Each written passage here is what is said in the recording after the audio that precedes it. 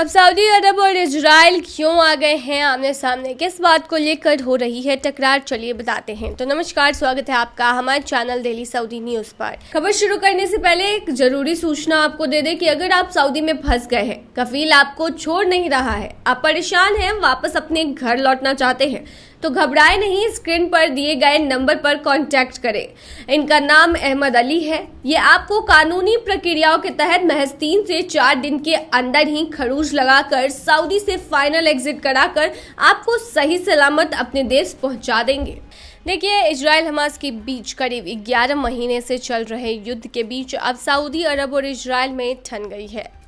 दरअसल इजराइल के राष्ट्रीय सुरक्षा मंत्री इतामार बेन गवीर ने ये कहकर इस्लामिक देशों को आक्रोश में डाल दिया कि अगर संभव होता तो वे पूर्वी यरूशलेम में अल अक्सा मस्जिद परिसर में एक यहूदी प्रार्थना का घर का निर्माण करवाते। सऊदी अरब ने इजरायली मंत्री के इस बयान की घोर निंदा की है।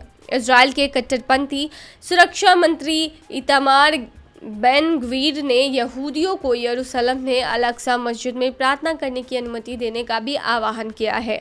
ऐसे इस्लामिक देशों, खासकर सऊदी अरब और इजराइल के बीच तनाव बढ़ गया है। गवीर का ये बयान ऐसे वक्त में आया है जब गाजा में सीज फायर के लिए वार्ता चल रही है और इस्लामिक देश संघर्ष विराम पर समझौता करना चाहते हैं। आर्मी रेडियो को दिए एक इंटरव्यू में इजरायली मंत्री गवीर ने सोमवार यानी 26 अगस्त को कहा कि अगर संभव हुआ तो अल अक्सा मस्जिद परिसर में एक यहूदी प्रार्थना घर का निर्माण कराएंगे। उन्होंने आगे कहा कि अगर मैं कुछ कर सकता तो वहां मैं इजरायली झंडा लगा देता। जब एक पत्रकार ने बार बार पूछा कि क्या अल अक्सा मस्जिद में यहूदी प्रार्थना घर बनवाएंगे, तो उन्होंने जोर देकर कहा हाँ। इस बीच सऊदी अरब ने कहा है कि ऐसे भड़काऊ बयान दुनिया भर के मुसलमानों के खिलाफ चल रहे षड्यंत्र और उकसावे को स्पष्ट रूप से प्रदर्शित करते हैं। सऊदी ने एक बयान में इजरायली मंत्री के बयान को खारिज करते हुए अल अक्सा मस्जिद की ऐतिहासिक और कानूनी स्थिति का सम्मान करने की ज़रूरत दोहराई है। सऊदी अरब ने अंतर्राष्ट्रीय समुदाय से भी इस मुद्दे पर अपनी अपनी जिम्मेदारी निभाने की अपील की है और कहा है कि अंतर्राष्ट्रीय कानूनों और प्रावधानों के अनुरूप इजरायली मंत्री को जवाबदेह ठहराया जाना चाहिए।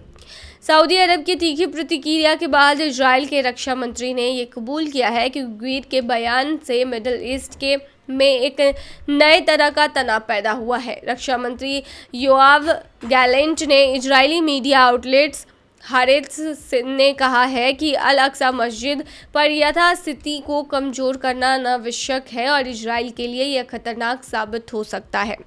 अल अक्सा मस्जिद दुनिया के सबसे पुराने नगरों में से एक यरूशलेम के बीच में एक पहाड़ी पर स्थित है। यरूशलेम इजराइल की राजधानी है।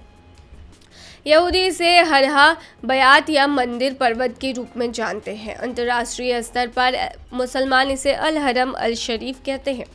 इस मस्जिद के बारे में मान्यता है कि पैगंबर मोहम्मद के मित्र खलीफा इल अब्र खटाब ने बनवाया था। यही वजह है कि इससे सिर्फ फिलिस्तीनी नहीं बल्कि दुनिया भर में रहने वाले मुसलमानों की धार्मिक आस्था जुड़ी हुई है। अल अक्सा मस्जिद का परिसर 35 एकड़ में फैला है। अल अक्सा मस्जिद परिसर इस्लाम, ईसाई और यहूदी तीनों धर्मों के लिए बेहद महत्वपूर्ण माना जाता है। इसमें इस्लाम धर्म का तीसरा सबसे पवित्र स्थान माने जाने वाली अल अक्सा मस्जिद, ईसाई धर्म का सबसे पुराना चर्च और साथ ही यहूदी धर्म की वेस्टर्न वॉल भी यहाँ मौजूद है। मुसलमान इस जगह को मक्का और मदीना के बाद इस्लाम का तीसरा सबसे पवित्र स्थान मानते हैं। उनका मानना है कि यह जगह है जहाँ पैगंबर मोहम्मद ने अपने साथी पैगंबरों को चमत्कारी रात्रि यात्रा के दौरान प्रार्थना में नेतृत्व किया था, जिसे मिराज के नाम से जाना जाता है। दूसरी ओर टेम्पल माउंट, जैसे कि यहूदी इसे कहते हैं, यहूदी धर्म में सबसे पाक स्थान है। यहूदियों के अनुसार यह वह जगह है जहां कभी 2 प्राचीन यहूदी मंदिर हुआ करते थे। राजा सोलोमन द्वारा निर्मित मंदिर जिसे बेबीलोनियों ने नष्ट कर दिया था और दूसरा मंदिर जिसे रोमनों ने नष्ट कर दिया था। हालांकि यहूदी कानून और इजरायली रबिनेट यहूदियों को परिसर में प्रवेश करने और वहां प्रार्थना करने से मना करते हैं क्योंकि इसे बहुत पवित्र माना जाता है। यह जगह फाउंडेशन स्टोन पर भी घर है। यहाँ यहूदियों का मानना है कि दुनिया निर्माण शुरू हुआ था और जहाँ भगवान अपनी पूर्ण उपस्थिति का वादा करते हैं। ईसाई धर्म का मान्यता है कि जिस यरूशलेम में अल-अक्सा मस्जिद का परिसर है, उसी शहर में कभी ईसा मसीह ने अपनी पवित्र उपदेश का व्याख्यान भी किया था और इसी जगह पर सूली चढ़ाया गया था उन्हें, जिसके बाद इसी जगह पर वे एक बार फिर से जिंदा हो उठे थे। इसीलिए दुनिया भर के ईसाइयों के लिए यह सबसे पवित्र स्थान है। इस परिसर को लेकर इजराइल और फिलिस्तीनी में हमेशा से विवाद चलता रहा है। यह विवाद 100 साल पुराना है। दोनों उस पर अपना अपना दावा ठोकते हैं।